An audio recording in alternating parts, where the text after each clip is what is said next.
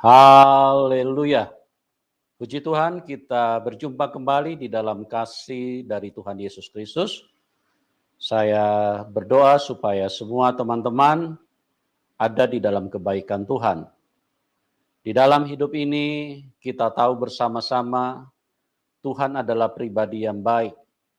Sementara setan itu adalah pribadi yang jahat. Nah, di dalam kehidupan ini manusia akan mengalami dua hal. Tuhan menawarkan kebaikan, tapi setan melancarkan kejahatan di dalam hidup manusia.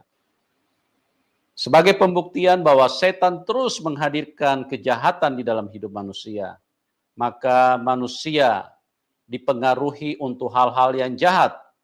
Sejak kecil manusia sudah menjadi jahat. Kenapa? Karena manusia sudah terbiasa dengan yang namanya bohong atau berbohong. Ya, manusia sejak kecil sudah pandai berbohong. Padahal tidak ada satu manusia pun yang ingin dibohongi. Setiap orang ingin berjumpa dengan kejujuran. Suami ingin berjumpa dengan istri yang jujur. Istri ingin berjumpa dengan suami yang jujur. Begitu pula orang tua dengan anak. Sebaliknya juga anak dengan orang tua seperti itu. Karyawan dengan majikan juga seperti itu. Pertemanan pun sama, manusia saling menginginkan teman yang jujur. Maka selalu terdengar di sekitar kita bahasa yang menyatakan, kamu jangan bohongin saya ya. Karena apa? Karena tidak ada manusia yang ingin dibohongin. Tapi itu hanya tinggal harapan. Karena pada dasarnya manusia pandai berbohong. Apa sebabnya? Kenapa manusia pandai berbohong? Padahal manusia tidak suka dibohongi. Di sini saya ingin menyatakan kepada kita bahwa setanlah yang bekerja di dalam hidup manusia. Makanya manusia menjadi tukang bohong. Ya, kenapa ada pengadilan? Karena ada banyak masalah di tengah dunia ini. Bahkan di pengadilan pun bisa terjadi hal-hal yang tidak adil. Karena apa? Karena hidup ini dipengaruhi dengan kuasa yang berasal dari setan. Ya, setan menjahati manusia dan tabiat-tabiat buruk, sifat-sifat buruk itu dihadirkan setan di dalam hidup manusia. Pertikaian, pertengkaran, perselisihan, iri hati, amarah, fitnah, benci, bahkan dengan kebencian yang begitu meluap-luap, maka manusia akan saling membunuh. Karena apa? Karena manusia tidak menyukai keberadaan orang lain. Kenapa seperti itu? Ya setan. Kalau Tuhan tidak seperti itu. Tuhan selalu menginginkan supaya manusia mengalami kebaikan. Makanya Tuhan Yesus datang memberikan pengampunan. Banyak orang tidak mengerti, bahkan orang menghina ayat-ayat di dalam Alkitab. Kenapa Tuhan Yesus mengampuni orang berzina? Karena memang dia Tuhan yang baik. Ya, dia ingin mengampuni, dia ingin memberikan pengampunan kepada semua manusia. Yang jahat itu setan. Setan itu mengajarkan manusia untuk saling menghukum, saling membunuh. Tapi tidak seperti Tuhan. Itulah sebabnya di dalam hidup ini kita perlu mengenal Tuhan yang baik, Tuhan yang benar. Karena Tuhan Yesus berkata di dalam Matius 11 ayat 28, marilah kamu yang letih, lesu, dan berbeban berat. Karena aku akan memberikan kelegaan kepadamu. Tuhan Yesus tidak berkata, marilah kamu orang-orang Kristen. Karena aku akan menolong kamu.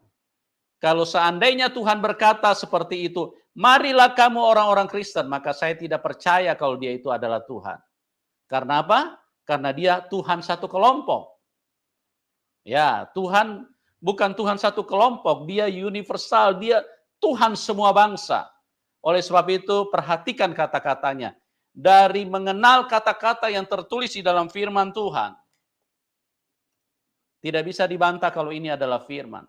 Marilah kamu yang letih, lesu, dan berbeban berat, karena aku akan memberikan kelegaan kepadamu. Inilah Tuhan yang baik, yang ingin memberikan kelegaan, ingin menolong setiap manusia. Dia tidak pandang latar belakangmu apa, sekalipun Anda ateis, ya, Anda tidak percaya kepada Tuhan, Kalau Anda letih, lesu, dan berbeban berat, dan Anda butuh pertolongan, Tuhan Yesus menawarkan bantuan. Marilah kamu yang letih, lesu. Nah, siapapun, dia tidak berkata marilah kamu orang-orang Kristen. Kalau dia berkata seperti itu, maka saya pastikan saya adalah orang yang paling pertama yang akan mengatakan, dia bukan Tuhan kalau dia mengatakan, marilah kamu orang-orang Kristen, orang-orang Kristen, marilah kamu. Itu berarti dia bukan Tuhan. Karena apa? Karena dia cuma sayang satu kelompok. Ya, jadi cara mengenal Tuhan itu sangat simpel, sangat sederhana. Karena dia Tuhan semua bangsa, dia Tuhan baik Anda dompet tipis, Anda dompet tebal, Anda dompet kosong, Anda dompet robek pun, tetap dia sayang semua manusia. Dan dari firman-Nya kita bisa mengenal bahwa dia adalah Tuhan yang mengasihi manusia. Oleh sebab itu, kami sudah mengalami kebaikan-Nya. Kami tidak ingin berdiam diri, teman-teman. Kami rindu supaya kebaikan ini bisa dibagikan, bisa diceritakan lewat tayangan video ini, supaya teman-teman yang lain pun bisa menjadi tercerahkan, menjadi terang, dan juga bisa dikuatkan bahwa Tuhan Yesus itu setia dan dia tidak pernah meninggalkan manusia. Dan pada malam hari ini kita akan diberkati dengan narasumber bagaimana beliau mengalami kuasa Tuhan, mujizat Tuhan di dalam keluarganya, suaminya mengalami kesembuhan pada waktu itu, di mana dokter sudah menyatakan bahwa usianya paling lama hanya 6 bulan. Tapi oleh mujizat Tuhan Yesus, ya, suaminya disembuhkan. Padahal suaminya adalah seorang yang mungkin seorang yang tidak percaya Tuhan pada waktu itu, ya. Dan kita melihat bagaimana kuasa Tuhan dinyatakan, ya. Dan saya pikir narasumber sudah ada di tengah-tengah kita, saya tidak perlu panjang lebar lagi untuk menceritakannya. Nah, kita akan dengarkan langsung dari narasumber. Kita sambut Ibu Sofia. Shalom Ibu. Ibu Sofia, jangan di-mute. Di-unmute. Shalom Pak. Ya, apa kabar Bu Sofia? Baik, luar biasa Tuhan Yesus. Haleluya, Tuhan Yesus baik. Ya, Ya. Bu Sofia ceria sekali karena Tuhan Yesus. Tuhan Iya, Yesus Pak. ada di dalam hidupnya dan itulah yang mengubahkan kehidupan Ibu Sofia sehingga tadinya dia adalah orang yang antikris, adalah orang yang tidak percaya kepada Tuhan Yesus, tidak percaya kepada firman Tuhan. Nah, bagaimana Tuhan bisa menyatakan kasih-Nya, itulah yang akan kita dengarkan dari Ibu Sofia. Tentunya dimulai dari latar belakang dulu ya. Oke, Bu Sofia bisa ceritakan kepada teman-teman apa yang terjadi dengan kehidupan Ibu, dimulai dari latar belakang dulu Bu. Bagaimana kehidupan Ibu sebelum mengenal Tuhan Yesus. Silakan Bu Sofia. Baik, terima kasih Pak. Pertama-tama saya ucapkan Tuhan Yesus, terima kasih kalau Tuhan masih kasih saya kesempatan untuk berbagi, men-sharingkan apa yang saya alami bersama Tuhan. Jadi latar belakang saya dilahirkan dari kota Pekalongan, Jawa Tengah. Saya lahir di Pekalongan, tapi saya besar di Jakarta. Saya diangkat oleh satu keluarga di Jakarta, masih saudara, masih famili dari keluarga kandung saya. Jadi selama saya kecil di Jakarta, saya dididik secara Muslim, termasuk Muslim yang taat.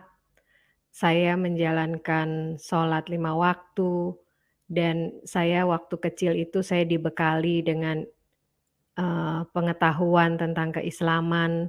Contoh misalkan saya waktu SD, kelas SD itu saya ingat saya selalu ikut pengajian, ikut pendalaman, istilahnya kayak lesnya gitu ya Pak. Pagi sekolah dasar umum, tapi sorenya saya belajar ngaji, Belajar di mana waktu itu yang saya ingat adalah saya belajar tentang Nabi Adam, Nabi Ibrahim, Nabi Isa, dan satu pengajaran yang saya ingat, saya cuman ingat satu hal bahwa ketika kita melewati, satu garis lurus, satu rambut, satu helai rambut itu, kita tidak akan pernah bisa melewatinya gitu. Itu pengajaran yang saya ingat, kalau kita jatuh dari satu garis rambut helai itu, kita akan disebut jatuh ke neraka gitu.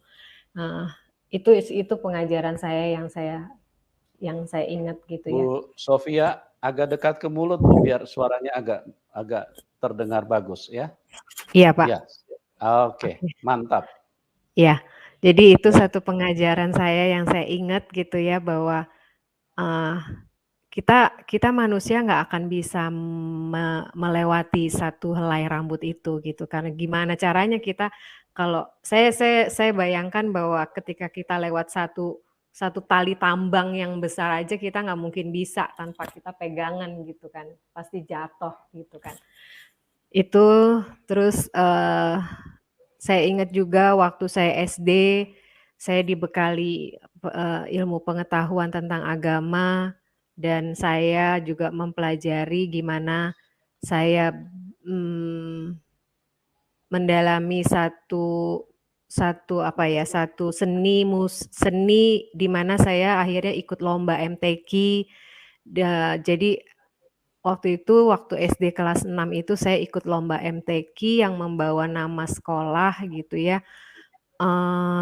Dan saya percaya ketika saya ikut lomba MTQ itu, saya kan menurut saya itu adalah murid pilihan gitu, di mana dilihat dari segi agamanya gitu kan. Jadi saya ikut MTQ waktu SD. Saya menjalankan Islam, salat 5 waktu, tarawih, puasa, itu tiap tahun saya lakukan, sampai dengan SMP kelas 2, bapak angkat saya meninggal.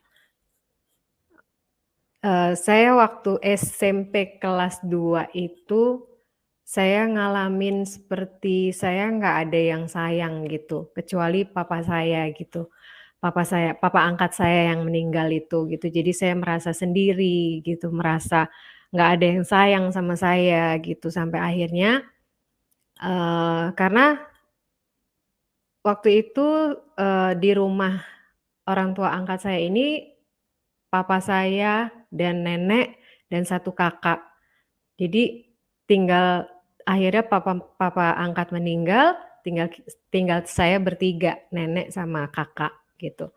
Sampai dengan SMA gitu saya merasa, karena waktu itu kehidupan saya sama nenek sama kakak itu, nenek menurut saya pada saat itu nenek tuh nggak sayang sama saya, dan menurut saya juga bahwa nenek tuh nggak tepat memperlakukan saya sebagai anak-anak pada saat itu gitu. Jadi saya menerima perlakuan yang menurut saya itu sesuatu yang menyedihkan gitu. Jadi sampai SMA saya sampai selesai lulus sekolah, saya sama-sama sama nenek sama kakak saya itu.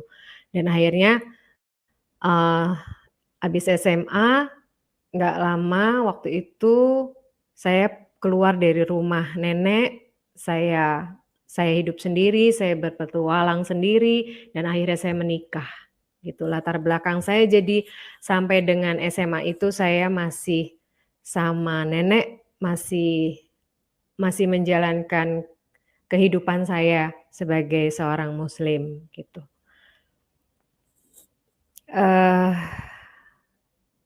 Itu latar belakang saya, Pak. Kurang lebihnya seperti itu. Iya Bu, luar biasa ya. Nah, itu waktu Ibu menerima doktrin atau pelajaran harus melewati sehelai rambut itu, bagaimana waktu itu Ibu di dalam pengertian Ibu? Apakah itu sesuatu yang mungkin bisa dicapai atau bagaimana Ibu?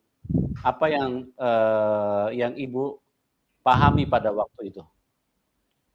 Jadi ketika kita tidak bisa melewati rambut itu, pengertian saya ya pasti kita masuk neraka gitu ya, gitu. Oh, sehelai Gitu, jadi rambut dibelah 7 apa sehelai rambut? ya kurang lebih itulah Pak, saya lupa, cuman yang saya ingat pokoknya kita tuh harus ngelewatin satu kayak selai rambut gitu, satu rambut gitulah Pak, gitu. Jadi waktu Ibu, Gitu. di dalam keterbatasan pada waktu itu, Ibu berpikir nggak bahwa manusia kalau begitu akan masuk neraka? Saya berpikir gitu sepertinya. Oke. Iya iya iya. Jadi Tuhan kalau Yesus dahsyat. misalkan kalau nggak bisa lewat itu, ya udah gitu, nasib kita Mmm. masuk neraka gitu. Iya iya. Kita memang juga agak sulit ya memikirkan hal seperti itu ya. Sedangkan Iya, lewat di jembatan saja belum tentu kita iya, bisa sampai ya, apalagi di sehelai rambut ini, iya. di belah Kalau 7. kita Kalau mau lewat jembatan juga mau pakai jembatan apa, di bawahnya adalah api, iya, api neraka ya. iya. Iya iya. Oke. Jadi Luar saya juga ingat pada saat, masa-masa itu ya Pak, itu iya. saya pernah memberikan statement gitu ya. Saya ingat banget kalau itu masa-masa saya mungkin udah remaja ya, tapi masih di area, eee, masih di SMA ke bawah gitu ya. Itu saya pernah mengeluarkan statement bahwa saya amit-amit gitu jangan sampai pernah saya, masuk halaman gereja gitu. Padahal saya nggak ngerti pada saat itu, ke depannya gimana saya nggak ngerti, tapi kita udah menerima pengajaran doktrin gitu sampai akhirnya saya inget sekali bahwa saya pernah menyatakan statement itu gitu. Entah entah sedang apa pada saat itu saya lupa, tapi saya sampai hari ini, detik ini saya masih ingat bahwa saya pernah mengeluarkan statement itu, saya jangan pernah masuk halaman gereja gitu. Karena dulu juga termasuk pengajaran saya itu saya dilarang mengucapkan Natal gitu. Saya Mengu dilarang mengucapkan makan apa, Bu? Mengucapkan apa? mengucapkan selamat Natal. Oh, kenapa, Bu, dilarang? Katanya haram ya, Pak. Oh, Dulu gitu. katanya haram gitu. Haram itu termasuk adalah tidak boleh makan babi, tidak boleh kena liur anjing gitu. Jadi Oh, eee, itu yang saya terima sih dulu pengajaran itu gitu. Ternyata berarti babi itu enak ya, Pak. banyak aturan ya, Bu, ya? Banyak aturan. Iya Tapi betul, Ibu Pak. sempat sempat berpikir nggak pada waktu itu, kenapa ya kok dilarang-larang semua ya?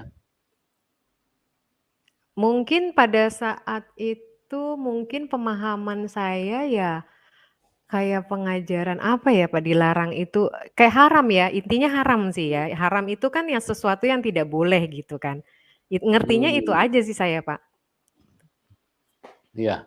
Nah, terus kalau yang, Ibu bilang tadi, saya jangan sampai masuk gereja, itu karena apa? Apa karena didoktrin seperti itu atau memang, itu spontanitas di dalam apa, di dalam pikiran Ibu? Karena saya terimanya mungkin ya, kemungkinan ya yang saya pikirin adalah, eee, sesuatu yang berkaitan dengan, eee, misalkan kayak tadi contoh makan babi gitu ya, kena liur anjing, itu kan sesuatu yang najis gitu ya. Jadi kalau memang kita tidak boleh waktu itu tidak dibolehkan mengucapkan selamat Natal, itu kan artinya orang-orang yang di luar kita kan dulu, Pak, gitu kan, orang-orang yang di luar muslim gitu kan, itu kan sesuatu yang nggak boleh, yang najis, yang haram gitu kan kalau kita ngucapin itu, gitu. Menurut saya itu kali ya, Pak. Git oh gitu ya. Jadi apa, dipengaruhi dengan situasi dan doktrin yang Ibu terima pada waktu itu ya? Iya, Jadi, jadi terbawa dengan pemahaman itu, akhirnya Ibu mengatakan bahwa, "Jangan sampai saya masuk gereja," ya. iya, Iya, iya, Jangan iya. sampai masuk halaman, jangankan gerejanya, halaman gitu, halaman Oh, gereja gitu, Pak. Saya kenapa? masih inget itu sampai Haram hari ya, ini. Bu, kalau masuk masuk halaman Haram, gereja? najis, yang saya pahami ya, dengan keawaman saya pada saat itu mungkin saya merasa itu satu hal yang haram yang saya diajarinnya, itu najis gitu ya, gitu, Pak. Hmm. Iya, iya, iya, iya. Oke, Bu, luar biasa. Jadi itulah teman-teman, Ibu Sofia ini eh, bagaimana di dalam pemahamannya yang begitu fanatik ya, begitu kental dengan nuansa-nuansa keagamaan, tapi akhirnya kasih Tuhan menjamah dia. Itulah Tuhan Yesus Iya, yang baik. Tuhan Yesus tidak melihat apapun latar belakang dari Ibu Sofia. Padahal sebelumnya Ibu Sofia pernah mengeluarkan statement, jangan sampai saya masuk gereja. Nah, iya, kalau kita perhatikan, Tuhan Yesus adalah Tuhan yang baik. Dia tidak pernah memilih-milih iya, orang. Dan dia mengasihi, sekalipun Ibu Sofia pada waktu itu tidak menyukai Tuhan Yesus. Tidak menyukai gereja. Tidak menyukai Tuhan. Ya, tapi itulah kasih Tuhan yang tidak terbatas ya. Kalau manusia kalau sudah tidak disukai, ya manusia akan bereaksi balik. Artinya kamu tidak suka sama saya, maka saya akan buat hitung-hitungan sama kamu. Ya. Tuhan Yesus tidak seperti itu. Tuhan Yesus adalah pribadi yang benar-benar menyatakan, marilah kamu yang letih lesu dan berbeban berat. Ya, mau dicari di mana Tuhan seperti ini, ya. Tuhan Yesus adalah Tuhan yang baik. Kita tidak akan pernah jumpa dengan Tuhan seperti ini. Karena apa? Karena Dia mengasihi semua bangsa. Apapun latar belakangmu, apapun kehidupanmu. Banyak yang sudah bersaksi di channel kami, bahkan seorang penjahat, bahkan maaf bicara seorang pelacur pun dikasihi Tuhan. Diselamatkan Tuhan dari berbagai latar belakang yang hancur-hancuran. Tuhan Yesus datang, bahkan yang sakit sudah mau mati pun Tuhan Yesus datang dan menyembuhkannya. Luar biasa Tuhan Yesus ya. Jadi teman-teman jangan sampai terlambat. Kalau Anda masih mencari Tuhan, masih mencari kebenaran, Tuhan Yesus adalah alamat yang tepat. Oke, Bu, bisa dilanjutkan. Bagaimana ceritanya Ibu bisa kenal Tuhan? Karena Ibu kan dengan pemahaman yang sangat anti kepada Tuhan Yesus pada waktu itu. Silakan Ibu Sofia. iya. Jadi, setelah saya pada masa-masa itu saya mengeluarkan statement seperti itu, ya saya juga nggak kepikiran gitu ya, saya bakalan juga masuk gereja akhirnya gitu kan. Saya mengalir aja gitu kehidupan saya dan sampai akhirnya saya menikah gitu kan. Menikah di tahun 90, kenal sama suami tahun 96, 95, 96, saya menikah di tahun 98 dan anak pertama saya lahir di Desember 98. Eee, itu itu 98, 2004 anak kedua saya lahir, berarti dari tahun 96 ketemu suami. Suami dulu, juga bukan orang percaya, dia dia Konghucu, dia benci sama orang Kristen, dia nggak suka dan dia tuh, pernah jadi tahun 98 anak pertama saya lahir, nah dari hidup bersama suami itu kehidupan saya tetap masih Islam, suami Konghucu, nggak ada agama gitu ya. Saya namanya ikut suami, ada papa mertua, ada mama mertua gitu, saya ikut sembahyang Hio pada saat itu gitu. Jadi kalau misalkan subuh saya sholat subuh, zuhur saya sholat zuhur, asar, maghrib, isya saya tetap sholat, tapi kalau saya dulu papa mertua kan punya toko, jadi saya tugas jaga toko, tiap pagi saya tetap pasang hio gitu, pasang dupa gitu kan, saya sembahyang untuk toko gitu. Tapi sholat saya tetap jalan gitu. Jadi peralihan itu ketika saya 2004. 2004 itu papa mertua saya tuh sakit. Tapi tepatnya tahun berapa, 2000-an gitu, papa mertua saya sakit, stroke. Ketika itu papa mertua selalu dibawa ke gereja gitu. Jadi untuk mencari mujizat kesembuhannya tuh melalui gereja waktu itu, yang tiap minggu kita cari gereja yang pakai minyak urapan sama perjamuan kudus. Jadi kemana-mana ada pendeta siapa itu saya selalu dorong kursi rodanya papa mertua sama kakak ipar pada saat itu. Jadi seingat saya pada saat itu saya sering bolak-balik masuk gereja cari mujizat untuk papa mertua. Satu hari saya pernah ketika saya masuk dorong kursi roda papa mertua saya itu mungkin yang saya ingat itu momennya saya disentuh sama Tuhan gitu ya. Saya dorong kursi roda, ketika masuk pintu gereja saya duduk, tiba-tiba pendeta khotbahin gitu ya, membawa firman itu yang akhirnya yang terngiang-ngiang, yang menjadi sesuatu yang klik di hati saya tuh selalu ada kata-kata bahwa Tuhan itu ada gitu loh. Tuhan itu ada gitu kan.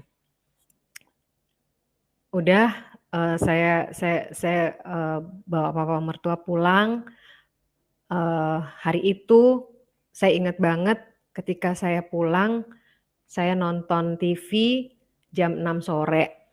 Jam 6 sore itu ada azan maghrib gitu. Azan maghrib, biasa kan azan kan juga sehari bisa 5 kali kita dengar ya, tapi hari itu azan maghrib itu ada teksnya kan, ada teksnya Allah Maha Besar, tiada Tuhan selain Allah gitu kan. Nah, kata-kata itu yang sepertinya kayak berbicara sama saya gitu sampai akhirnya timbul di dalam hati saya dan saya berdoa sama Tuhan pada saat itu. Allah Maha Besar ya Tuhan, Engkau itu ada gitu kan. Aku percaya Engkau Tuhan ada gitu, tapi kenapa ya aku seperti ini sekarang? Aku mau menyembah Tuhan yang mana gitu loh. Itu doa saya pertama. Terus selesai maghrib, saya sholat, saya tuh dalam keadaan seperti galau gitu ya, sampai akhirnya malam-malam saya sholat tahajud. Sholat tahajud beberapa hari, beberapa waktu saya sholat dan di dalam sholat itu saya berdoa sama Tuhan, saya bilang, "Ya Allah, kalau Engkau memang, menuntun aku menjadi Islam, menjadi muslimah, tolong tuntun aku menjalankan sungguh-sungguh keislamanku, menjalankan rukun iman, menjalankan rukun Islam yang benar gitu. Tapi kalau memang Tuhan mau, Tuhan aku menjadi pengikut-Mu Tuhan, tolong Engkau Tuhan tuntun aku," gitu. Itu titik awal saya, kenapa saya akhirnya memutuskan untuk menjadi pengikut Kristus, itu di tahun 2004. Di tahun 2004, 2004 Desember anak kedua saya kan lahir. Desember, tapi ada momen pada saat 2004 sebelum kelahiran anak saya itu, saya pada keadaan hamil besar saya nginep di rumah kakak ipar saya yang sudah Kristen gitu. Jadi, saya nginep di rumah kakak ipar itu memang ada kejadian di rumah suami dan ada keluarga yang sakit cacar. Sakit cacar itu, sekeluarga gitu ya, banyak di dalam papa mertua, mama, sama suami, sama ada famili lain gitu, anak-anaknya tuh sakit cacar gitu kan. Jadi suami bilang, "Vi kamu sementara nginep dulu di rumah tante di rumah koko gitu, rumah kakak ipar gitu, supaya kamu nggak ketepak gitu kan, kamu lagi hamil gitu. Nah momen itu saya nginep sebulan di rumah kakak. Jadi ada kesempatan saya juga bebas gitu ya kehidupan kekristenan saya bebas karena suami kan nggak suka sama orang Kristen dan nggak ngizinin gitu kan pada saat itu. Karena saat itu juga pernah bilang bahwa, saya ketahuan gitu sama kakak ipar tuh sering ke gereja gitu, sering ya kan nganterin papa mertua juga ke gereja kan gitu kan, cari mujizat itu gitu kan. Sampai akhirnya suami pernah bilang sama saya gini, "Lu kalau berani masuk Kristen gue cerai lu ya," katanya gitu. Jadi kan aku takut kan gitu punya punya suami statement-nya seperti itu. Jadi aku ngumpet-ngumpet gitu terus terang sama kakak ipar. Jadi 2004 tuh kejadiannya ya, 2004 lah, 2004 ke bawah gitu ya kejadiannya itu. Jadi sampai hamil besar itu saya nginep di rumah kakak. Nah, momennya tuh di rumah kakak itu pernah juga panggil pendeta ke rumah kakak gitu kan, untuk doain papa mertua gitu. Jadi papa mertua didoain di rumah kakak ipar, di situ saya beraniin diri, saya minta didoain sama pak pendeta gitu. Pada saat itu saya bilang, "Pak tolong doain saya dong," gitu, "saya hamil," gitu kan, "sama sekalian saya mau terima Tuhan Yesus," gitu. Jadi inget tuh pada saat sebulan di situ ada momennya saya terima Tuhan Yesus di situ 2004. Gitu. Nah, 2004 Desember anak saya lahir yang kedua, ya kan. Nah, jadi peralihan saya dari Islam ke Kristen itu titiknya adalah ya pasti ketika saya terima Tuhan Yesus di 2004 tadi gitu kan. Nah, puji Tuhannya ya menurut saya tuh Tuhan tuh luar biasa sih. Pada momennya akhirnya di 2005 di bulan Juni atau Juli ya, suami saya terdiagnosa sakit kanker. 2005 di bulan Juni atau Juli. Berarti kan usia anak saya yang kedua ini kan ketika itu baru umur 7 bulan ya. 7 bulan baru lahir. Dokter diagnosa suami sakit kanker. Dokter juga memberikan statement bahwa Bapak cuman punya kesempatan hidup 6 bulan. Syok dong dengernya, ya kan. Anak masih kecil 7 bulan, suami didiagnosa seperti itu, ya kan. Suami, saya ngebayangin sih, saya aja yang punya anak kecil gitu ya, punya anak bayi, dengar suami begitu, syoknya kayak apa gitu ya. Tapi lebih-lebih suami saya gitu pada saat itu. Terus suami saya biasa ya, kan dia nggak percaya Tuhan pada saat itu, dia percaya sama dewa dia gitu. Dia tanya temennya yang ada di Bangkok apa Thailand lah yang dewanya bisa ditanya gitu ya, seingat saya tuh dulu seperti itu gitu ya. Dia tanya gitu, "Tolong tanyain gua gimana nasib gua," gitu kan. Tapi temennya jawab, "Ed," nama suami saya Edi, "Ed, katanya lu udah nggak ada harapan nih, udah ditanya sama dewa," gitu kan, "Lu nggak ada harapan," dia bilang gitu. Udah. Saya ngebayangin sih kekacauan pikiran suami saya pada saat itu, galaunya seperti apa gitu ya. Saya ngebayangin bahwa kayak nggak ada nggak ada harapan untuk hidup gitu kan. Nah, momennya malam hari, suami saya ditelepon sama temen deketnya, orang Kristen. Ditelepon, diteleponnya panjang lebar sih seingat saya waktu itu. Dia cuman kasih kan ditelepon kan zaman dulu belum ada WA ya. Kalau ada WA kalau ada, dulu nggak ada WA, tapi dulu dia telepon temennya itu pakai HP jadul ya dulu. Dia handphone-nya tuh cuman diletakin di atas dada dia, dia sambil tiduran gitu, Ya kayak dengernya tuh ogah-ogahan gitu kan, kayak anjing kafilah berlalu gitu kan.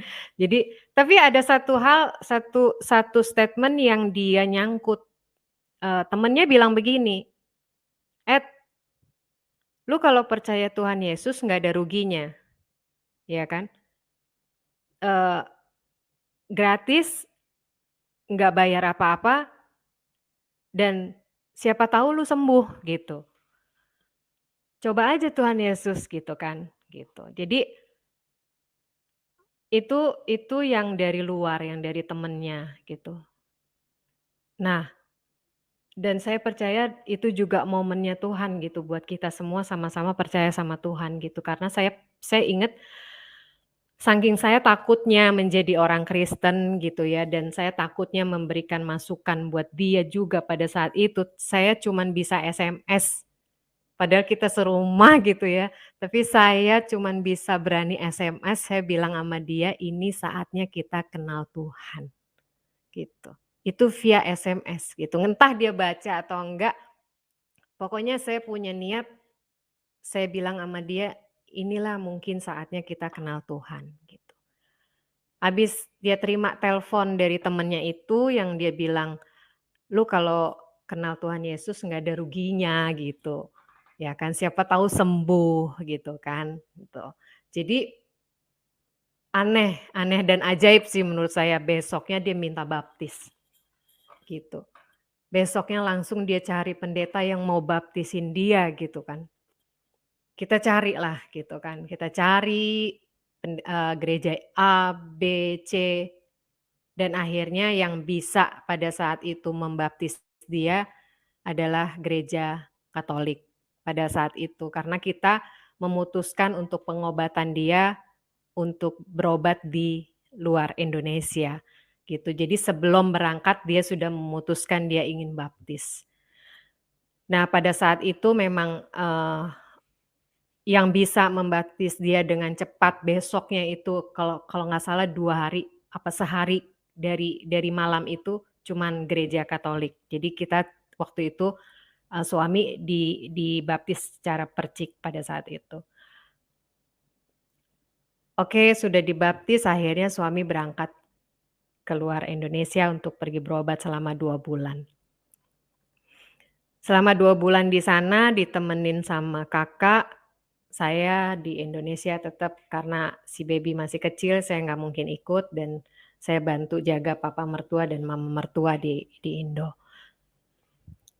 Eee, pengalaman rohani yang saya alamin bersama suami di 2 bulan itu, saya di Jakarta, saya di rumah, saya cari cari gereja, saya berdoa, ke mana-mana saya berdoa, saya minta dukungan doa, saya pergi ke gereja Senin, Selasa, Rabu, Kamis, Jumat, Minggu, saya pergi ke gereja di mana ada altar call dulu, sering altar call saya ikut gitu ya, saya maju ke depan, saya minta dukungan doa.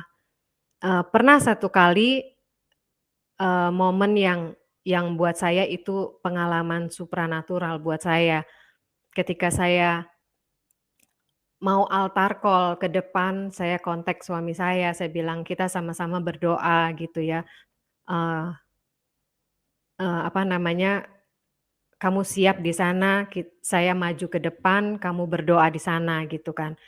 Saya maju ke depan, dipanggil altar call, biasa kan kalau altar call itu kan ditanya, "Ibu perlu dukungan doa apa?" Gitu kan. Saya cerita, saya kasih tahu bahwa saya butuh dukungan doa untuk suami saya yang sakit, sekarang suami saya ada di sana gitu kan. Minta dukungan doa dan saya didoain saat itu, didoain dan yang saya ingat saya cuman bisa nangis, saya rebah, saya tumbang. Saya udah nggak inget apa-apa lagi pada saat itu, udah kejadian itu selesai, saya pulang dan kita berkomunikasi bahwa tadi saya di depan altar call saya tumbang, saya rebah gitu kan. "Kamu di sana gimana?" Gitu kan. Terus dia cerita kalau dia ngalamin juga katanya pintu jendelanya tuh kayak kayak ada yang buka gitu, kayak gitu, kayak terbuka tiba-tiba terbuka gitu kan itu. Jadi Mungkin itu ya, mungkin itu kita sama-sama berdoa sama Tuhan gitu ya, minta anugerah Tuhan lah ya gitu, minta kemurahan Tuhan gitu, minta kesembuhan dari Tuhan gitu, dan akhirnya suami pulang 2 bulan dari sana, pulang dari sana, biasa hari demi hari, bulan demi bulan, dan akhirnya tanpa terasa 6 bulan pertama lewat. Lewat artinya maksudnya kita melewati, akhirnya lebih dari 6 bulan gitu. Terus dia bingung, dia pernah ngomong sama saya gini, Vi, 6 bulan loh udah lewat," katanya. "Tuhan Yesus tuh bener-bener dahsyat ya," katanya gitu. Jadi dia tuh ngalamin di situ gitu. Jadi ketika dokter waktu itu vonis dia 6 bulan, tapi dia bisa melewati 6 bulan itu, dan akhirnya Tuhan memang kasih anugerah dia hidup selama 10 tahun gitu. Eee, buat saya sih, buat saya tuh Tuhan Yesus tuh benar-benar hidup gitu ya. Jadi melalui melalui peristiwa yang kami alamin gitu ya, sampai akhirnya kami sama-sama mengenal Tuhan Yesus gitu. Yang dulunya saya bukan pengikut Kristus, dia juga bukan pengikut Kristus gitu, tapi dengan peristiwa ini makanya kita sama-sama jadi kenal Tuhan Yesus gitu. Dan di dalam 10 tahun Tuhan kasih anugerah buat almarhum suami saya tuh, dia hidupnya tuh hanya melayani Tuhan gitu. Kemana-mana yang teman-temannya ada yang sakit seperti dia kasih kekuatan gitu. Dia kasih dia kasih berbagi apa yang dia alamin gitu. Dia bilang, "Ini dokter udah vonis gue 6 bulan loh," gitu. 6 bulan nggak ada, kesempatan hidup gue cuma 6 bulan, tapi ini hari ini sampai hari ini gue masih ada gitu. Itu Tuhan Yesus tuh dahsyat gitu kan. Tuhan Yesus tuh benar-benar hidup gitu. Hari-hari demi hari tuh dia tuh pengalaman sama Tuhannya tuh menurut kami tuh luar biasa gitu. Eee, itu dia, itu yang peralihan dari saya Islam, akhirnya saya sama suami akhirnya sama-sama menjadi pengikut Kristus, itu. Ya, luar biasa. Ibu Sofia, saya mau tanya, waktu itu kan Ibu sempat sholat tahajud Iya, untuk mau bertanya siapa Tuhan yang harus saya ikuti pada waktu itu. Nah, iya. setelah Ibu sholat tahajud beberapa hari itu, apa hasilnya, Bu? Apakah Ibu mendapatkan kesimpulan atau bagaimana keadaan pada waktu itu? Silakan, Bu Iya, Sofia. ya, ketika saya berdoa seperti itu sama Allah ya kan, kalau memang saya menjadi pengikut Kristus, tolong tuntun saya gitu kan. Tolong tuntun saya untuk menjadi pengikut Kristus. Jadi saya juga nggak banyak mikir gitu ya, Pak. Sampai akhirnya momen di saat suami terdiagnosa gitu loh. Saya hari-hari belum berani untuk, "Ini loh saya udah kemarin udah didoain sama pendeta terima Tuhan Yesus," gitu kan. Saya udah baca Alkitab gitu ya. Saya nggak berani di depan suami gitu. Saya masih ngumpet-ngumpet sampai dengan suami terdiagnosa gitu. Saya masih masih apa namanya, berdoa di dalam toilet gitu kan. Saya belum berani gitu karena, tapi ya itu, Tuhan ajaib ketika suami terdiagnosa, saya udah lepas gitu, udah bebas gitu kan, gitu Pak. Iya, luar biasa. Jadi memang teman-teman bahwa Tuhan Yesus itu Tuhan yang bisa dibuktikan. Jadi dia Tuhan Yesus bukan hanya dicatat di dalam firman, ya, bukan hanya dicatat di dalam Alkitab ini. Kalau hanya dicatat di dalam Alkitab ini itu hanya huruf-huruf. Tapi apa yang tertulis di dalam Alkitab ini terbukti bahwa dikatakan Tuhan itu maha kuasa. Nah, Tuhan Yesus membuktikan. Tadi suami dari Ibu Sofia seorang yang antikris juga, tidak percaya Tuhan. Bahkan dia sangat menentang juga Tuhan Yesus. Tapi Tuhan Yesus itulah tidak bisa dibantah kalau dia adalah Tuhan. Dia sangat baik. Sekalipun suami daripada Ibu Sofia menolak atau bahkan mungkin menghina atau menyepelekan atau merendahkan Tuhan, tapi Tuhan tidak pernah istilahnya marah-marah, ya. Kamu Ya, kurang ajar, biarin aja kamu sakit, matilah kamu karena kamu tidak percaya kepadaku. Tuhan tidak seperti itu, ya. Tuhan iya, punya kebaikan tidak dipengaruhi oleh sikap atau respon manusia, iya, tapi kebaikannya dia lautan kasih. Jadi kebaikannya tidak dipengaruhi daripada manusia itu sendiri. Kalau dia mau berbuat baik, dia mau tolong, dia mau sembuhkan, itulah Tuhan. iya, Dan yang kedua, saya ingin katakan bahwa dia terbukti. Dia bukan hanya dibilang Tuhan yang Maha Kuasa, ya kuasanya dinyatakan. Makanya saya selalu katakan, berbicara tentang iman itu adalah bicara tentang pribadi kita dengan Tuhan. Hubungan kita dengan Tuhan itu pribadi sekali, ya, sangat pribadi. Karena apa? Karena kalau kita meninggalkan dunia ini, kita tidak grup, kita tidak bersama pasangan, kita tidak bersama anak, tapi kita sendiri-sendiri, ya. Jadi tidak ada yang bisa menemani kita, ya. Makanya kalau orang tua anaknya mati, ya sudah, dia biarkan anaknya saja. Dia tidak ikut, ayo saya juga mau ikut, kita barengan. Tidak ada iya, seperti itu karena iman itu bersifat pribadi, ya. Nah, Tuhan harus dialami, teman. Kalau iya, tidak dialami, bagaimana kita bisa mengatakan Dia Maha Kuasa? Ya, apakah mungkin kita hanya percaya buku, percaya tulisan di buku, kalau kita tidak mengalaminya? Saya tidak akan percaya ini kalau tidak terbukti kata-kata ini. Ini harus terbukti dong, baru saya percaya. Oh, ini firman Tuhan ini. Kalau tidak terbukti di dalam saya tidak mau percaya. Ya, karena cuman huruf-huruf. Apa gunanya? Semua orang bisa tulis buku kok. Semua orang bisa karam buku. Siapa yang kalau saya tidak mau percaya kalau ini tidak terjadi. Jadi begitulah di dalam Tuhan Yesus kami harus mengalami dan Ibu Sofia mengalaminya. Suaminya mengalaminya. Tadi dia sempat mengatakan Tuhan Yesus itu dahsyat. Kuasanya tidak pernah berubah. Dia sayang kepada suaminya sekalipun suaminya tidak menginginkan Tuhan Yesus sebelumnya, ya.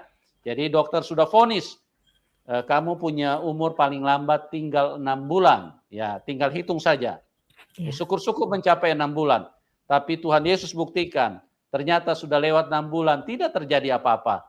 Karena umur bukan di tangan dokter, umur bukan di perkataan dokter, iya, umur bukan ditentukan oleh kanker, yes, umur bukan ditentukan oleh corona, tetapi yes, Tuhan yang menentukan. Oleh sebab itu, percayalah kepada Tuhan sebelum terlambat. Karena Tuhan yes, Yesus mengasihi kita semua. Jadi, Tuhan Yesus terbukti, makanya Ibu Sofia akhirnya percaya kepada Tuhan Yesus dan dia terima Tuhan Yesus. Dia menjadi murtad dari keyakinannya yang dulu karena inilah Tuhan yang melakukan mujizat di dalam hidupnya. Kuasa itulah iya. Tuhan Yesus. Oke, Bu, untuk selanjutnya mungkin Ibu bisa ceritakan kepada kami kira-kira tantangan apa saja yang Ibu hadapi setelah Ibu percaya Tuhan Yesus. Karena ikut Tuhan Yesus itu tidak mudah. Tuhan Yesus Iya. sudah bilang, kamu harus pikul salib. Nah, kira-kira salib apa saja yang Ibu pikul? Mungkin Ibu dibenci atau diapain? Ya, Ibu bisa ceritakan kepada kami supaya menguatkan yang lain. Jadi kalau Iya. misalnya yang lain dibenci orang, jangan langsung meninggalkan Tuhan. Karena memang itu sudah bagian daripada kebenaran. Ya, Iya, karena Tuhan akan melihat sampai di mana imanmu. Apakah engkau sungguh-sungguh percaya kepada Tuhan atau cuma sekedar ikut-ikutan.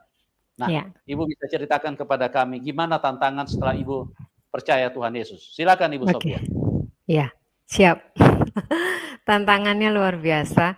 Tapi sebelum saya menceritakan tantangan setelah saya terima Tuhan Yesus, pengalaman pribadi saya tuh waktu saya belum menerima Tuhan Yesus tuh menjadi Tuhan dan juru selamat saya, pada saat saya di dalam kehidupan pernikahan saya pada saat itu, sama suami tuh saya ngalamin, eee, pekerjaan struggle, kehidupan struggle gitu ya, sampai akhirnya saya minum obat pusing pada saat itu, namanya Neralgin. Mungkin saudara-saudara tahu ya Neralgin tuh obat apa. Dan itu Iya, saya minum saya tahu itu Bu, saya obat minum, saya Neralgin. konsumsi itu 1 hari 1. 1 hari 1. Mesti saya harus minum, kalau enggak kepala saya cenut-cenut gitu ya, kepala aduh pusing gitu ya, ngalamin tantangan hidup. Tapi ketika saya terima Tuhan Yesus di 2004 itu, habis itu saya nggak pernah sentuh obat sampai hari ini.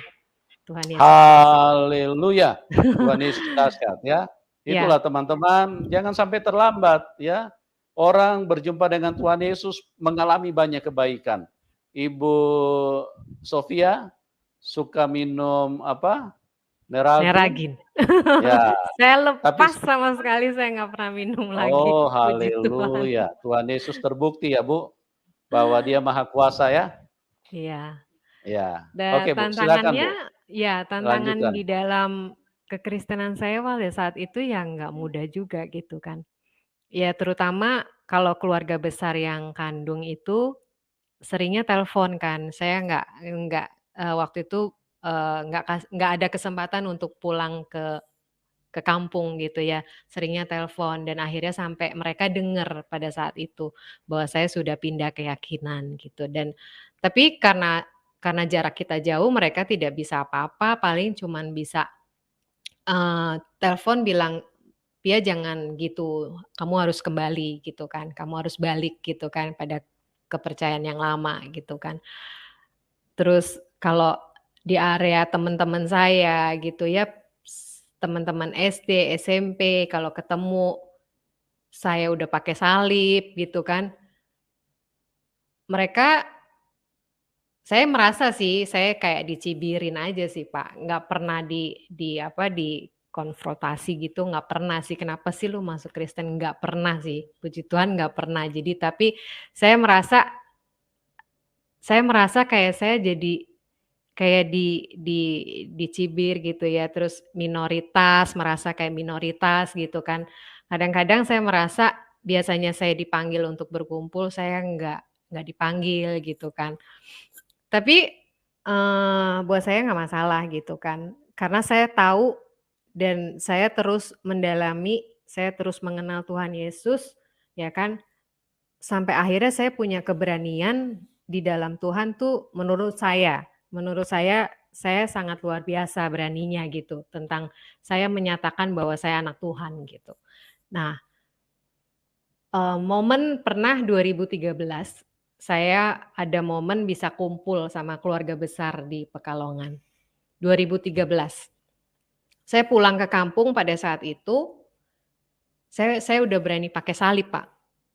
Jadi kan, eee, saya diasuh sama keluarga angkat, saya nggak pernah, ya boleh dikatakan tidak punya hubungan dalam intim sama keluarga kandung dan akhirnya momen 2013 saya bisa ketemu sama mereka di sana, saya langsung berani pakai salib. Gitu. Karena menurut saya pakai kalung salib menurut saya ya, itu identitas saya gitu, identitas yang dinyatakan bahwa saya anak Tuhan gitu kan, Kristen gitu.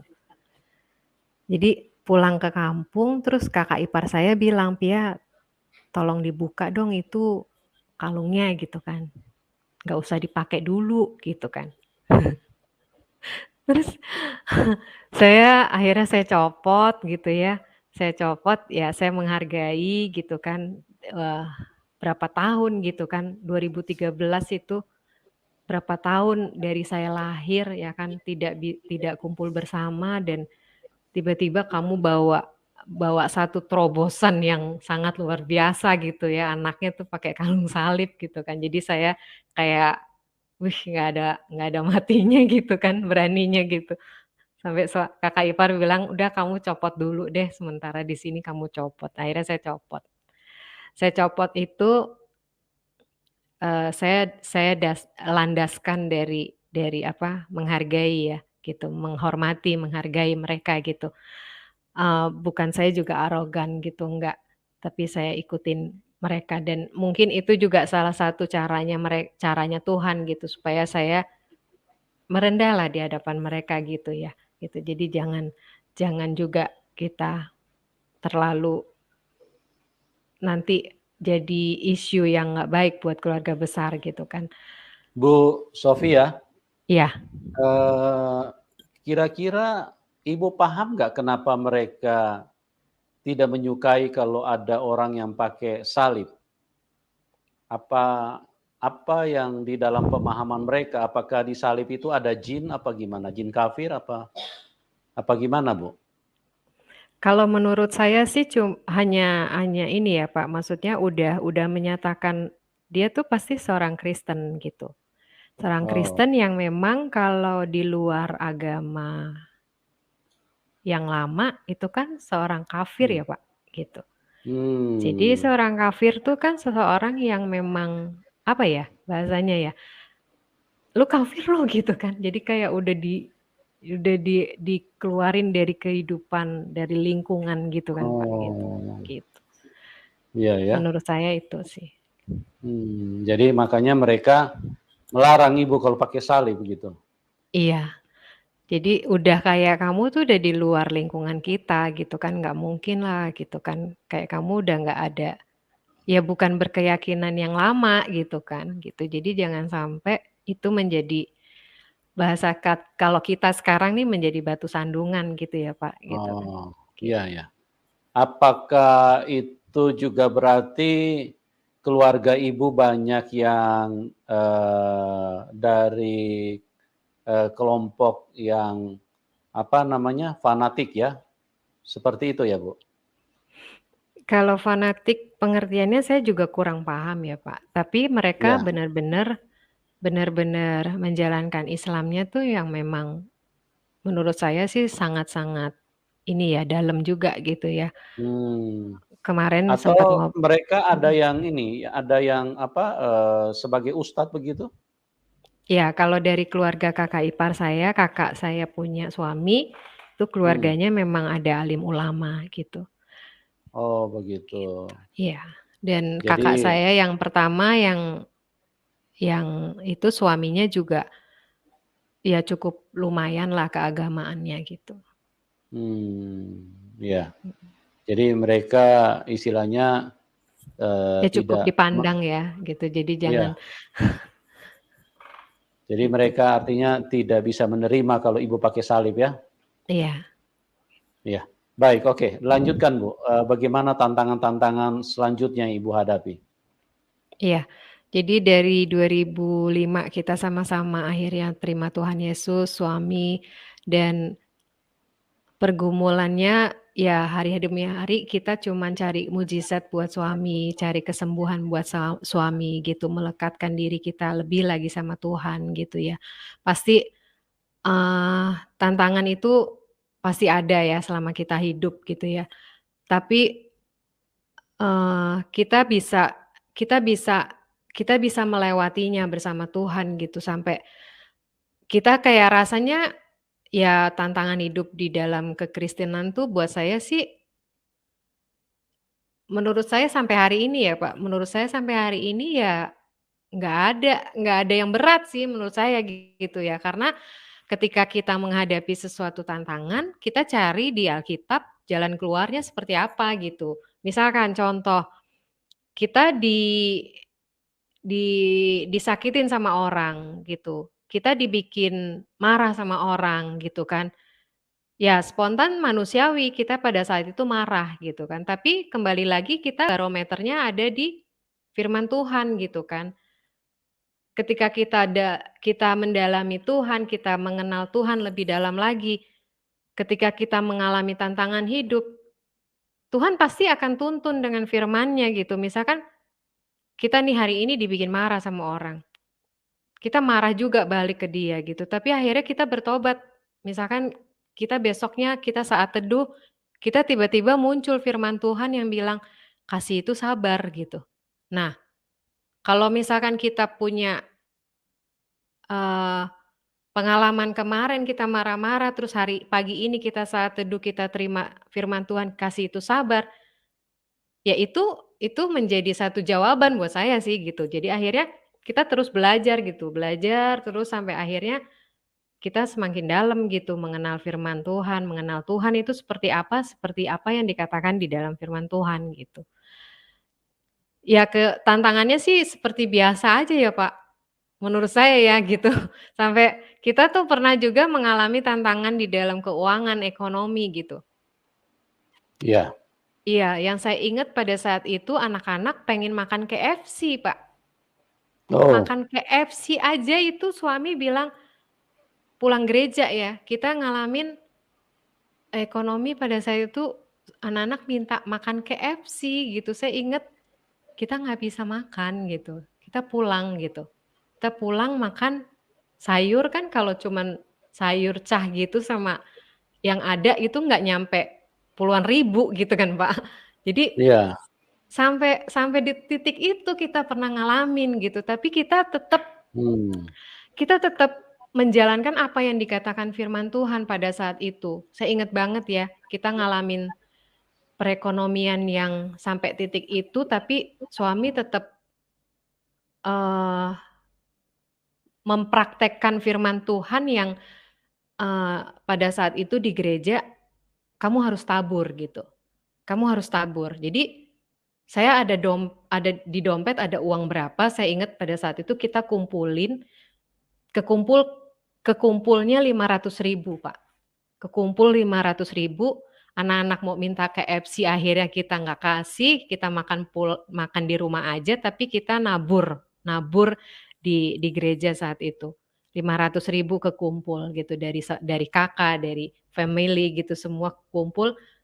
Tapi dahsyatnya Tuhan tuh dengan benih yang senilai itu Tuhan kasih berlipat ganda gitu Pak. Itu itu yang kita alamin bersama Tuhan Yesus pada saat itu. Luar biasa Ya, Tuhan. iya, luar biasa memang Tuhan Yesus. Dahsyat sekali ya. Memang mengikut Tuhan itu kan Tuhan sudah katakan bahwa harus pikul salib. Nah, Iya, apa tujuan dari salib itu? Tujuan untuk memurnikan iman kita, iya, untuk menguji iman kita. iya, Apakah kita di masa-masa sulit, kita masih tetap percaya kepada Tuhan Yesus. iya, Jadi sungguh tidak benar kalau ada orang yang mengatakan ikut Tuhan Yesus dikasih Indomie karena dapat Indomie, dikasih berbagai hal. Itu adalah pembohongan, itu adalah berita hoax, itu adalah perkataan setan yang masuk ke dalam manusia. Ikut Tuhan Yesus itu justru banyak mengalami pikul salib, banyak mengalami tantangan, banyak mengalami rintangan karena Tuhan Yesus itu membawa berita keselamatan. Tuhan Yesus itu membawa kebaikan. Nah, dunia ini kan dunia kematian, dunia yang jahat, ya. Makanya kalau Anda tidak percaya dunia ini adalah dunia yang jahat, lihatlah keluarga kita sudah berapa banyak yang mati. Itu karena apa? Karena setan jahat. Manusia terlahir sebagai makhluk hidup, diciptakan, diberi kehidupan oleh Tuhan, tapi setan bunuh manusia. Karena setan tidak menginginkan kehidupan. Karena setan sangat benci kepada manusia. Makanya setiap manusia yang ada di dalam dunia ini tinggal tunggu antri saja, setan akan bunuh semua. Nah, kita bersyukur kita punya Tuhan Yesus yang peduli, yang sangat baik dengan kita. Makanya Tuhan Yesus datang untuk kalahkan maut, ya. Dia mati, dia tebus kita, dia turun ke dalam kerajaan maut. Dan kemudian setelah dia buktikan bahwa dia tidak pernah berbuat dosa, dia adalah yang kudus, maka dia bangkit dari kematian. Itulah kemenangan bagi orang yang percaya kepada Tuhan Yesus. Jadi setiap orang yang percaya kepada Tuhan Yesus, dia mati hanya pindah tempat karena ada kebangkitan di dalam Tuhan Yesus. Tidak ada satu manusia pun yang pernah keluar dari kuburan. Coba Anda cek kalau tidak percaya. Tidak ada satu manusia pun. Abraham, Musa, orang-orang hebat tidak bisa keluar dari kuburan. Karena apa? Karena mereka hanya manusia dan mereka pernah berbuat dosa. Tapi satu-satunya Tuhan Yesus karena dia tidak berbuat dosa. Dia kalahkan dosa, dia kalahkan iblis.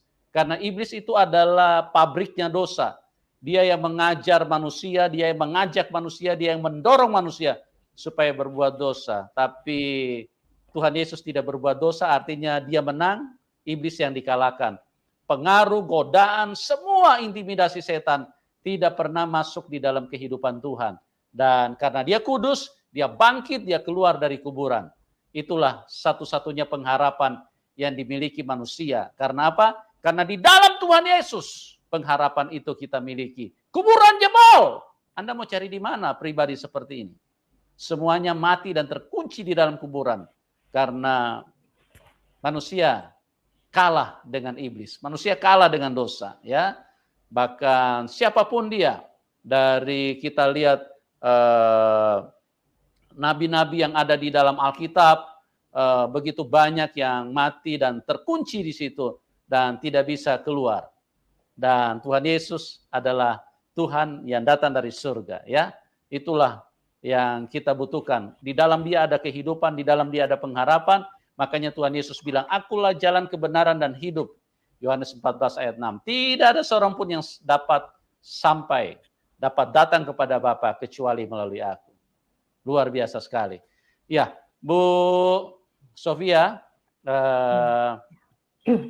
mungkin Ibu bisa tambahkan setelah Ibu percaya Tuhan, nah mujizat-mujizat apa yang Ibu alami? Supaya bisa menguatkan orang lain dan orang lain bisa tahu bahwa ikut Tuhan Yesus itu tidak sia-sia, ada mujizat yang menyertai kita. Silakan Ibu Sofia. Iya, Pak. Ya, mujizat pertama-tama yang kami alamin adalah suami saya terutama ya. Tuhan kasih anugerah gitu ya. Kalau dokter boleh bilang, kalau manusia boleh bilang dia cuma punya kesempatan hidup 6 bulan. Tapi akhirnya Tuhan kasih anugerah dia 10 tahun gitu ya. Suami saya meninggal di Januari 2016. 2005 terdiagnosa 6 bulan, tapi akhirnya sampai hidup. Tuhan kasih anugerah 2016. Itu buat kami, itu suatu mujizat yang luar biasa. Ketika kita menyatakan doa sama Tuhan, kita minta apa yang kita rindukan gitu ya, Tuhan kasih gitu kan. Di dalam kehidupan saya setelah saya ditinggal sama suami, hari demi hari saya juga ngalamin tantangan hidup yang gak mudah gitu ya. Tapi saya merasa bahwa Tuhan itu memang benar-benar hidup di dalam hidup saya gitu. Jadi apapun tantangan hidup saya, pasti ada jalan keluarnya di dalam Alkitab. Pasti ada jalan keluarnya, pasti ada jawabannya di dalam Alkitab gitu. Dan saya puji Tuhan, saya berusaha untuk mengenal Dia lebih dalam lagi melalui firman-Nya. Saya cuman punya kekuatan kalau saya deket sama Dia gitu. Saya deket sama Tuhan gitu. Dan itu terbukti sampai detik ini. Iman saya ditambah, pengenalan saya sama Tuhan Yesus itu ditambah lebih dalam lagi. Itu menurut saya satu mujizat yang luar biasa dalam kehidupan saya sampai detik ini. Dan kerinduan saya, kerinduan untuk anak-anak saya juga lebih dalam mengenal Dia. Dan puji Tuhan anak-anak sudah melayani di gereja gitu ya. Itu bukti bahwa itu yang bisa saya bales gitu untuk Tuhan gitu. Karena Tuhan udah mengasihi saya, mengasihi keluarga saya, mengasihi anak-anak saya gitu. Saya cuma bisa balas itu. Dan kalau sampai hari ini iman saya terus bertumbuh di dalam Tuhan, itu menurut saya satu mujizat yang paling saya alami yang luar biasa bersama Tuhan, Pak. Gitu. Menurut saya itu, Pak. Itu aja yang menurut saya mujizat yang luar biasa dalam kehidupan saya. Ya, luar biasa ya. Bagaimana Tuhan telah menyatakan kuasa-Nya sehingga Ibu Sofia tadinya anti kepada kebenaran yang ada di dalam Alkitab, anti kepada Kristus. Tapi Tuhan Yesus dengan kasih-Nya menyatakan kebaikan-Nya sehingga Ibu Sofia mengalami banyak mujizat yang terjadi di dalam kehidupannya, dan itu sangat menguatkan imannya dan membuat Ibu Sofia menjadi semakin kuat di dalam Tuhan, bahwa Iya, tidak ada Tuhan yang lain kecuali Tuhan Yesus Kristus. iya. Puji Tuhan.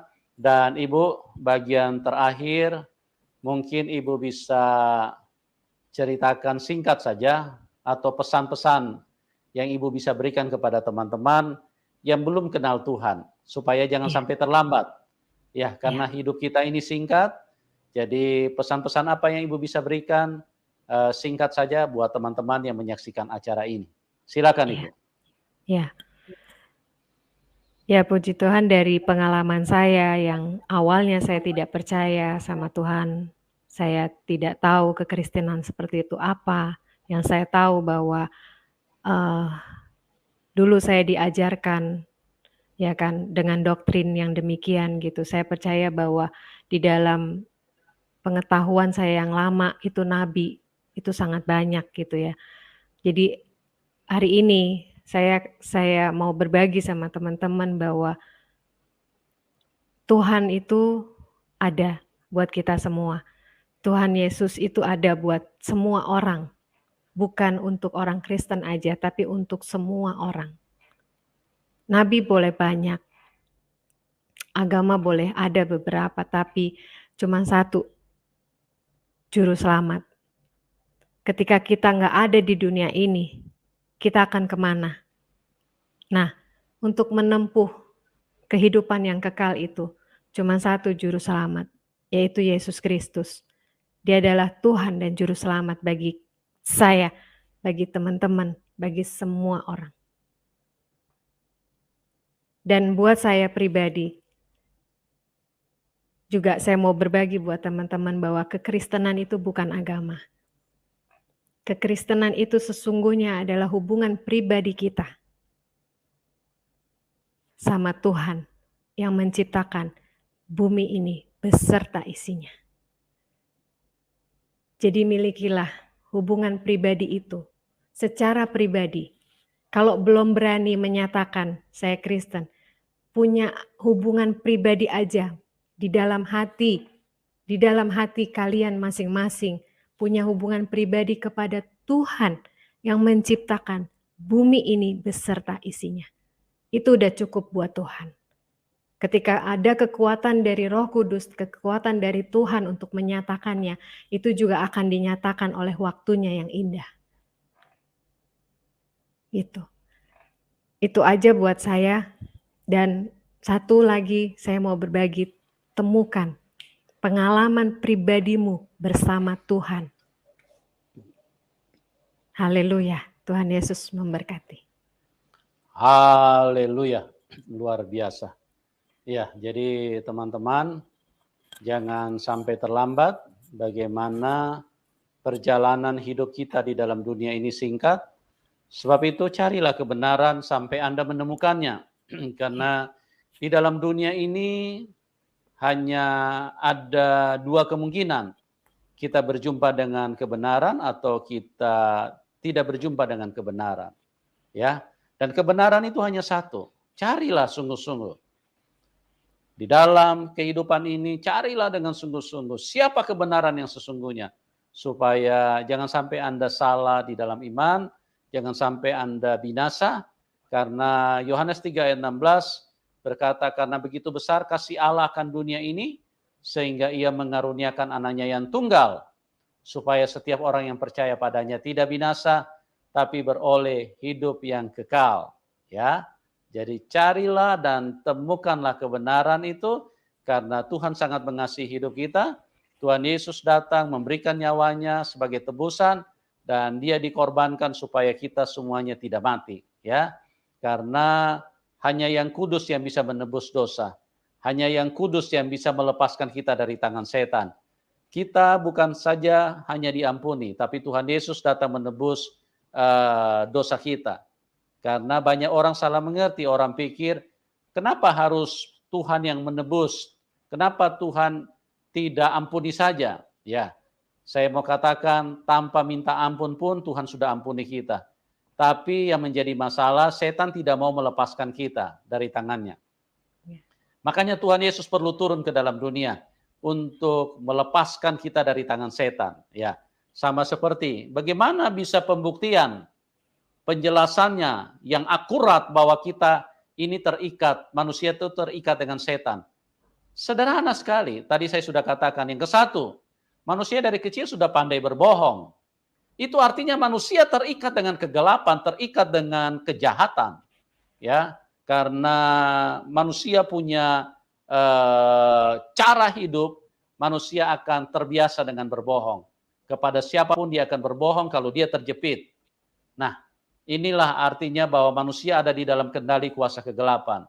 Yang kedua, manusia gampang emosi. Kenapa? Karena manusia dikuasai oleh kegelapan. Itulah yang menyebabkan manusia sedikit-sedikit emosi, berkelahi, bertengkar, iri hati, pertengkaran, amarah, fitnah, roh percederaan, roh pemecah belah.